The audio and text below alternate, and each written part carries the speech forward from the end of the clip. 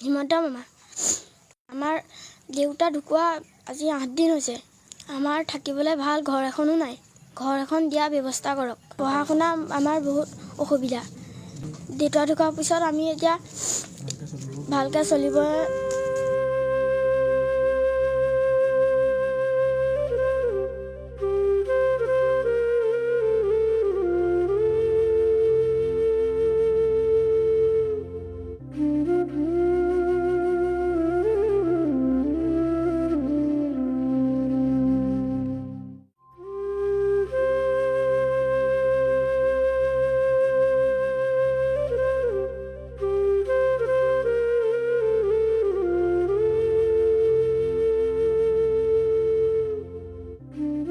হিমন্ত মামা আমাৰ দেউতা ঢুকুৱা আজি 8 দিন হৈছে।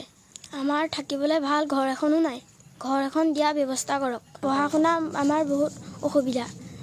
দেউতা ঢুকোৱাৰ পিছত আমি এতিয়া ভালকৈ চলিব পৰা নাই। মুখ্যমন্ত্ৰী মহোদয়, বতাহ বৰষুণ আহিলে মই থাকিব নোৱাৰোঁ। মোৰ কোনো সুবিধা নাই, শুবলৈ নাই, বিচনা বহিবলৈ নাই, চকী এখন।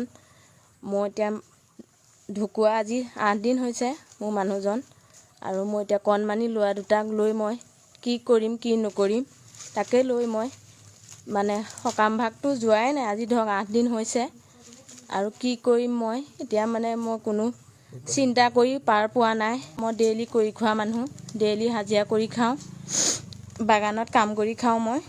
আৰু যাতে আপুনি মোক ইমানখিনি হেৰিয়তো মোক এখুটালি ঘৰ দিয়ে, তাৰ কাৰণে মই আপোনাক কাতৰে অনুৰোধ জনাইছোঁ। আৰু এতিয়া ল'ৰা এই দুজন দেখিছেই, এতিয়া সকাম নিকাম পাতিবৰ কাৰণে কোনো মানে হেৰি নাই। কেনেকৈ চলা মেলা কৰিম? ল'ৰা দুটা মোৰ, আৰু এটা ল'ৰা ক্লাছ 5ত পঢ়ি আছে।